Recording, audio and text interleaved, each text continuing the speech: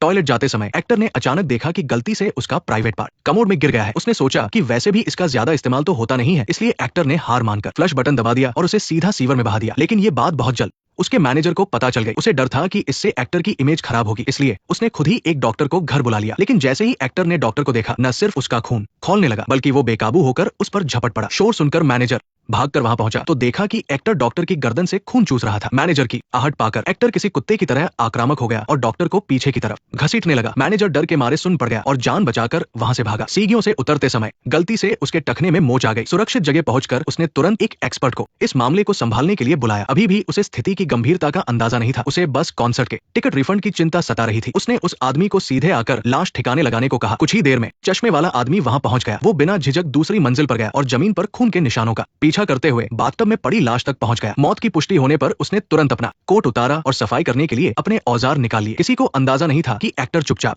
उसके पीछे आ चुका है। चश्मे वाला उसे देखकर चौंक गया, लेकिन पैसों की खातिर उसने चुपचाप अपना काम करना शुरू कर दिया। सफाई करते करते वो भड़बड़ाने लगा, देखो तुमने क्या कर दिया है, क्या तुम कम से कम अपना मुंह भी नहीं धो सकते? वहीं दूसरी तरफ एक्टर बड़े ही मासूम चेहरे के साथ खड़ा था, जैसे कह रहा हो मेरा खाना क्या बकवास कर रहा है। खैर, चश्मे वाले ने बार बार परेशान होकर अपनी बंदूक निकाली और एक्टर पर तान कर 2 गोलियां दाग दी। गोली लगते ही एक्टर कुर्सी पर गिर गया और मरने का नाटक करने लगा। चश्मे वाले ने चैन की सांस ली और उसे चेक करने आगे बढ़ा, पर उसने देखा कि एक्टर के घाव से खून नहीं बल्कि कोई सफेद लिक्विड बह रहा था। इससे पहले कि वो कुछ समझ पाता, एक्टर ने आंखें खोली और एक अजीब सी चीज निकालकर उसकी गर्दन पर चिपका दी और खून पीने लगा। एक्टर में आए इस अजीब बदलाव की कहानी कुछ दिन पहले शुरू हुई थी, जब जर्मनी के बर्लिन से न्यूयॉर्क जा रही एक फ्लाइट में सैकड़ों यात्री अचानक रहस्यमयी तरीके से मारे गए। वे एक अज्ञात वायरस का शिकार हुए थे। उस फ्लाइट में सिर्फ 4 लोग जिंदा बचे थे और एक्टर उन्हीं में से एक था। एक्टर के अलावा बाकी बचे लोगों के साथ भी अजीब घटनाएं होने लगी। एक दिन जैसे ही जॉन की पत्नी और बच्चे बाहर गए, वो खुद पर काबू नहीं रख पाया और उसने अपने ही कुत्ते पर हमला कर दिया। जब पत्नी घर लौटी और फर्श पर टूटा हुआ पट्टा देखा तो वो घबरा गई। खून के निशानों का पीछा करते हुए वो पीछे के आंगन में गई, जहां उसे अपने पालतू कुत्ते की लाश पड़ी मिली, जो काफी पहले मर चुका था। तभी उसे स्टोर रूम से कुछ अजीब सी आवाजें सुनाई दी। महिला अपनी उत्सुकता नहीं रोक पाई और दरवाजा खोलकर अंदर चली गई। वहां से बहुत तेज बदबू आ रही थी। अंदर घुप अंधेरा था और उसे कुछ भी दिखाई नहीं दे रहा था कि वहां क्या हो रहा है। जॉन ने खुद को जंजीरों से बांध रखा था और चिल्लाते हुए अपनी पत्नी से वहां से भागने को कह रहा था। अब वो खून की प्यास को बिल्कुल भी कंट्रोल नहीं कर पा रहा था। उसके दिमाग की आवाजें उसे एक खूंखार राक्षस बनने पर मजबूर कर रही थी। महिला बुरी तरह डर गई और वहां से भाग निकली। रोते हुए उसने कुत्ते को दफनाया। वो सोच रही थी कि पुलिस को बुलाए या नहीं। तभी उसे अपने उस पड़ोसी की याद आई जो हमेशा शोर शराबे की शिकायत करता रहता था। उसने झूठ बोला कि उसके स्टोर रूम में कुछ शानदार चीजें हैं। ये सुनते ही आदमी उतावला हो गया और अपनी बेल्ट खोलते हुए उसके पीछे पीछे चला गया। साइलेंस। अंदर से आ रही आवाजें सुनकर महिला पूरी तरह सन्न रह गई। उधर तीसरा जिंदा बचा इंसान यानी पायलट भी बदलने लगा था। गनीमत रही कि इवान ने सही समय पर फायर एक्सटिंग्विशर से पायलट को पीट पीट कर मार डाला। उसने अपने साथियों नोरा और जिम के मना करने के बावजूद वहीं पर उसकी लाश का पोस्टमार्टम करने का फैसला किया, ताकि इस बीमारी की जड़ का पता लगाया जा सके। तीनों ने मिलकर लाश को मुर्दाघर पहुंचाया और पोस्टमार्टम के लिए औजार तैयार किए। इस लाश को देखकर इवान को पहली बार लगा कि मामला बहुत पेचीदा है। आखिर ये कैसा वायरस था जिसने एक जीते जागते इंसान को कुछ ही दिनों में राक्षस बना दिया था। उसने जिम को वीडियो रिकॉर्ड करने को कहा और फिर पायलट की गर्दन पर मौजूद निशानों को चेक किया। वहां की त्वचा बदलकर एक पूरी तरह से काम करने वाले अंग में तब्दील हो चुकी थी। और जब नोरा ने कैंची से पायलट के कपड़े काटे तो एक और भयानक नजारा सामने आया। संक्रमित होने के कारण उसके निजी अंग पूरी तरह से गायब हो चुके थे और वहां सब कुछ सपाट था।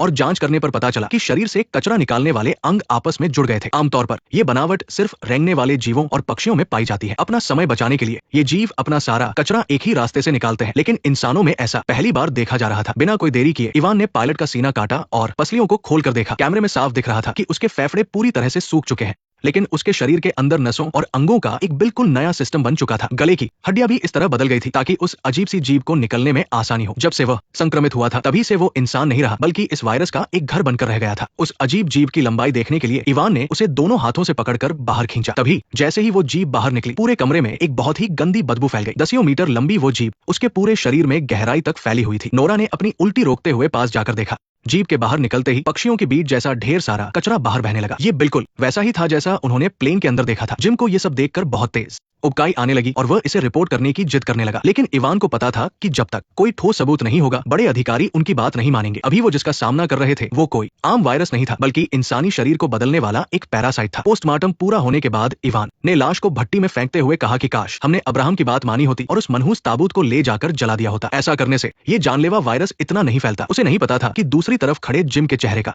रंग उड़ चुका था। उसने कभी नहीं सोचा था कि उसका जरा सा लालच इतने भयंकर अंजाम तक पहुंचेगा। अपने किए पर पछताते हुए जिम ने बता दिया कि कैसे उसे पैसे देकर खरीदा गया था ताकि वो ताबूत से भरे ट्रक को छुपकर बाहर निकलने दे। उसने सब कुछ सच सच उगल दिया। उन्होंने मुझे कुछ पैसे दिए थे, उन्होंने कहा बस एक छोटी सी मदद कर दो, फिर वो मदद बड़ी होती गई और तुम हमें ये बात अब बता रहे हो। उन्होंने मुझसे एयरपोर्ट से बस एक डिब्बा पास करने को कहा था, बस एक डिब्बा। इवान ने सपने में भी नहीं सोचा था कि उनके बीच ही कोई गद्दार निकलेगा। गुस्से में इवान ने एक जोरदार मुक्का मारकर उसे जमीन पर गिरा दिया और मुड़कर वहां से चला गया। नोरा के लिए भी जिम की ये गद्दारी बर्दाश्त के बाहर थी। वो भी इवान के पीछे पीछे चली गई, लेकिन रास्ते में वो उसे समझाते हुए बोली, अगर मैं उसकी जगह होती और अपनी पत्नी को हर दिन तिल तिल कर मरते देखती तो शायद मैं भी उसे बचाने के लिए कुछ भी कर गुजरती। असल में जिम की पत्नी को कैंसर था और उसके इलाज में वो पूरी तरह से कंगाल हो चुका था। वो बुरा इंसान नहीं है, उसने जानबूझकर कभी किसी का बुरा नहीं चाहा। इवान को ये सफाई नहीं सुननी थी। वो नोरा के साथ उस छोटी बच्ची को खोजने निकल पड़ा जो बर्लिन वाली फ्लाइट में मरने के बाद फिर से जिंदा हो गई थी। वो पहले भी यहाँ आई थी लेकिन उसे कुछ नहीं मिला था, पर इस बार उसे अचानक बेसमेंट से कुछ आवाजें सुनाई दी। दोनों उन आवाजों का पीछा करते हुए आगे बढ़े और आखिर में उन्हें वो बच्ची एमा मिल गई। जब एमा पलटी तो उसके होठों पर ताजा खून लगा हुआ था, जिसे देखकर दोनों बुरी तरह कांप उठे। अगले ही पल एम्मा ने अपनी जीभ बाहर निकाली और उन पर हमला कर दिया। ठीक उसी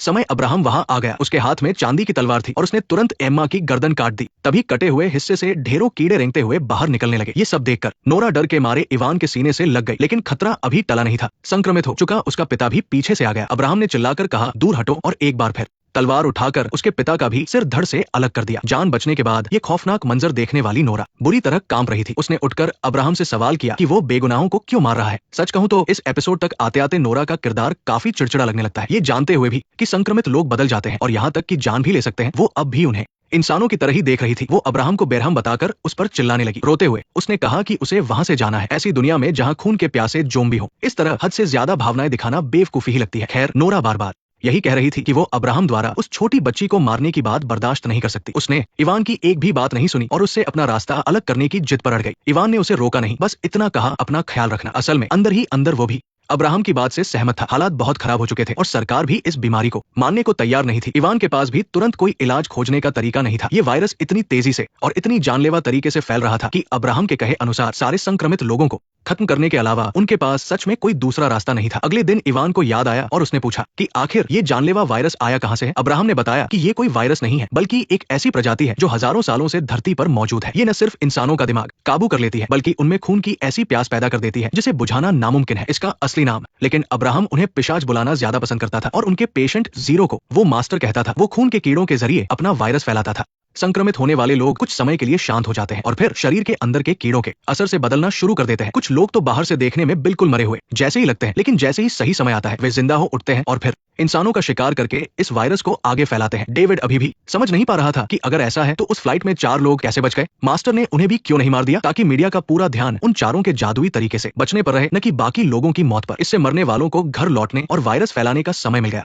टीवी पर एयरलाइन के सीईओ की आत्महत्या की जो खबर आ रही थी वो बस एक धोखा थी। वायरस के फैलने की बात को छिपाने के लिए एरिक ने खुद जाकर उसे मारा था, ताकि सारा इल्जाम एयरलाइन कंपनी पर आ जाए। इसीलिए अब्राहम को पक्का यकीन था कि मास्टर के न्यूयॉर्क आने के पीछे जरूर किसी और का हाथ है जो ये सब करवा रहा है। इसके बाद उसने 1944 की एक कहानी सुनाई। उस समय नाजियों का कहर था और हजारों यहूदियों को ट्रेनों में भरकर कैंपों में ले जाया जा रहा था। तब अब्राहम को नहीं पता था कि उसके साथ क्या होने वाला है। उसने बस अपनी नानी को ये कहते सुना कि हम राक्षसों से भी भयंकर जीवों का सामना करने वाले हैं। जब ट्रेन कैंप में पहुंची तो नाजी सैनिकों ने उन्हें अलग अलग छांटना शुरू किया और फिर अलग अलग जेलों में भेज दिया। किसे पता था कि उसी रात जब अब्राहम गहरी नींद में था, उसे अचानक दरवाजा खुलने की आवाज आई। उसी समय एक भूतिया साया चुपचाप अंदर आया और उसके साथी का पूरा खून चूस कर भाग गया। उसे तुरंत नानी की सुनाई वो कहानी याद आ गई जिसमें खून पीने वाले राक्षसों का जिक्र था। लेकिन जब उसने ये बात बाकी लोगों को बताई और अपनी हिफाजत के लिए कुछ चांदी की चीजें चुरानी चाहिए तो किसी ने भी उसकी बात पर यकीन नहीं किया और उसे पागल समझने लगे। अगले दिन वो राक्षस फिर आया। जब अब्राहम पलटा तो उसने अपनी आंखों के सामने अपने साथी का खून चुसते और उसकी गर्दन टूटते हुए देखी। ये पहली बार था जब उसने मास्टर की खौफनाक ताकत देखी थी। कहानी सुनाने के बाद अब्राहम ने कहा कि वो लिस्ट के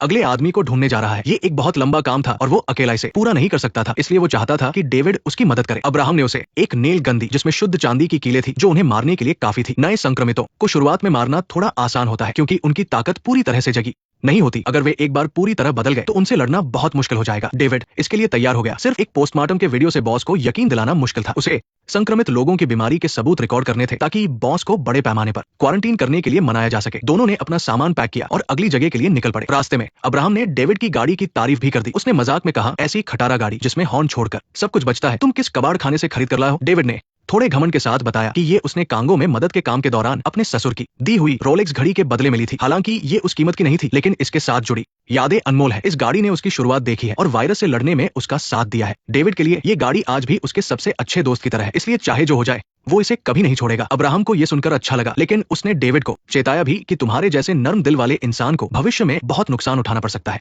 असल में उसे अपने उस दोस्त की याद आ गई थी जो संक्रमित हो गया था। अजनबियों को मारना फिर भी आसान होता है, लेकिन क्या होगा अगर सामने खड़ा संक्रमित इंसान तुम्हारा ही कोई अपना हो। जल्द ही वे पीटर के घर पहुंचे, लेकिन घर में कदम रखते ही उन्होंने देखा कि पीटर की पत्नी सीढ़ियों पर फांसी के फंदे से लटक रही थी। डेविड तुरंत उसे बचाने भागा, लेकिन अब्राहम ने अपनी जेब से एक चांदी का शीशा निकाला और औरत के सामने कर दिया। औरत ने एक सुसाइड लेटर छोड़ा था जिसमें लिखा था कि उसने दोनों बच्चों को अपनी ननद को सौंप दिया है और वो पीटर के बिना अपनी जिंदगी नहीं जी पा रही थी, इसलिए मजबूरी में उसने खुदकुशी कर ली। तभी डेविड को गोदाम से कुछ आवाज आई। दोनों फौरन पिछले दरवाजे पर गए। अब्राहम के चेहरे का रंग उड़ गया, क्योंकि दो दरवाजों के पार से भी वो उन पिशाचों की बदबू सूंघ सकता था। अपने हथियार तैयार करने के बाद डेविड ने अपने फोन का कैमरा चालू किया और धीरे धीरे अब्राहम के पीछे गोदाम की तरफ बढ़ने लगा। जैसे ही दरवाजा खुला, एक भयानक बदबू चारों ओर फैल गई। उन्होंने देखा कि पीटर जंजीरों से बंधा हुआ है और वो पूरी तरह से पागल हो चुका है। डेविड ने फौरन चांदी की कीलें चलाकर उसे कमजोर कर दिया। इसके तुरंत बाद अब्राहम ने अपनी चांदी की तलवार से पीटर का सिर धड़ से अलग कर दिया। पास के कोने में जो पड़ोसी अभी अभी बदला था उसे भी उन्होंने मार गिराया। अच्छी बात यह थी कि गोदाम में पेट्रोल रखा हुआ था। अब्राहम ने बिना किसी दिक्कत के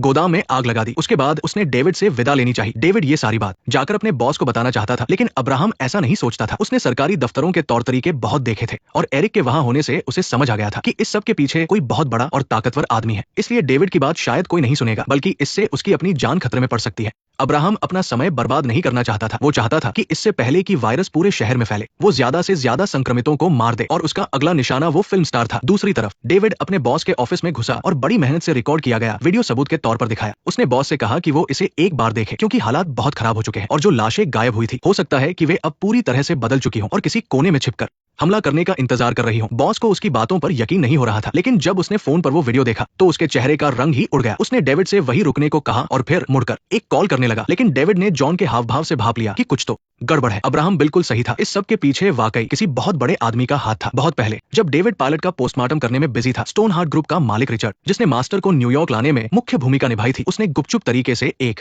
हैकर से मुलाकात की थी। रिचर्ड और एरिक की प्लानिंग थी कि इंटरनेट डाउन कर दिया जाए ताकि न्यूयॉर्क के लोग वापस पुराने जमाने में पहुंच जाएं। जब ऐसा होगा तो वीडियो कॉल तो दूर, लोग कोई फोटो तक नहीं भेज पाएंगे। इस तरह वो वायरस के बारे में फैलने वाली अफवाहों और खबरों को रोक सकते थे। हैकर ने तुरंत काम करने की हामी भर दी। उसे विदा करने के बाद रिचर्ड ने स्वास्थ्य मंत्री को बुलाया और झूठ बोला कि विमान की लाशों को आर्मी के लोग ले गए हैं और उन्होंने ऐसा इसलिए किया क्योंकि एक top secret biological chemical flight में लीक हो गया था। ये पूरी बात अभी सीक्रेट है। रिचर्ड ने स्वास्थ्य मंत्री को ये बात बस इसलिए बताई ताकि वो अपने लोगों को कंट्रोल कर सके और उन्हें वायरस के बारे में कुछ भी अफवाह फैलाने से रोके जब तक कि ऊपर से कोई ऑर्डर नहीं आता। उस समय तक रिचर्ड बहुत ज्यादा थक चुका था। ये सब काम निपटाने के बाद वो वही बेहोश हो गया। जब उसे होश आया तो डॉक्टर उसके लिवर ट्रांसप्लांट के लिए तैयार थे। रिचर्ड दर्द से तड़प रहा था। जब से वो बूढ़ा हुआ है उसने अपने शरीर के सारे अंग एक एक करके बदलवा लिए हैं, लेकिन इस बार एक 20 साल के लड़के का लिवर उसे कितने दिन जिंदा रख पाएगा? यही कारण था कि रिचर्ड ने एरिक की मदद से मास्टर को न्यूयॉर्क लाया था। वो मास्टर की ताकत का इस्तेमाल करके हमेशा के लिए अमर होना चाहता था। खैर, रिचर्ड के इस जाल में डेविड का ऑफिस में घुसकर ये कहना कि उसे एक खतरनाक वायरस मिला है मौत के मुंह में जाने जैसा था। जॉन ने डेविड को वहां से भागने को कहा। उनके पास डेविड का पायलट की लाश ले जाते हुए एक वीडियो था। जैसे ही वो फोन कॉल खत्म होगा, बाहर से सैनिक अंदर घुस आएंगे और डेविड को गिरफ्तार कर लेंगे। डेविड तुरंत मुड़ा और वहां से निकला, लेकिन उसका एक्सेस कार्ड ब्लॉक हो चुका था। गनीमत रही कि जॉन ने उसकी मदद की। वो डेविड को इमरजेंसी एग्जिट तक ले गया और उसे अपना सिम कार्ड फेंकने को कहा ताकि पुलिस उसे ट्रैक ना कर सके। जैसे ही डेविड छिपकर सड़क पर पहुंचा, शहर के दूसरे कोने में मौजूद ओल्ड एज होम में भी एक बड़ा संकट खड़ा हो गया। नोरा को अचानक ओल्ड एज होम से फोन आया कि उसकी मां फिर से भाग गई है। जब नोरा भागती हुई वहां पहुंची तो स्टाफ ने उसे चेतावनी दी। उन्होंने कहा कि भले ही वो नोरा की मां को सही समय पर वापस ले आए हैं, लेकिन ये उनकी छठी कोशिश थी भागने की, जिससे उन्हें बहुत परेशानी हो रही है। इसलिए स्टाफ ने उसे 2 ऑप्शन दिए, या तो नोरा अपनी मां को घर ले जाए या फिर एक्स्ट्रा पैसे देकर एक पर्सनल केयरटेकर रखे जो 24 घंटे उनकी देखभाल करे। नोरा पहले से ही वायरस को लेकर परेशान थी, तो वो अपनी मां की देखभाल नहीं कर सकती थी। उसने पैसे देकर केयरटेकर रखना मान लिया। अपनी मां को शांत करने के लिए नोरा ने पूरा दिन उनके साथ बिताया। शाम को जब वो अपनी मां को वापस कमरे में छोड़ने जा रही थी, तभी उसके सामने एक संक्रमित आदमी आ गया जो किसी को खा रहा था। इस भयानक नजारे को देखकर पूरे ओल्ड एज होम में हड़कंप मच गया। नोरा अपनी मां को लेकर फौरन वहां से भाग गई। उसे इस बात का जरा भी अंदाजा नहीं था कि न्यूयॉर्क शहर के गटरों में ऐसे और भी बहुत सारे संक्रमित जमा हो चुके हैं।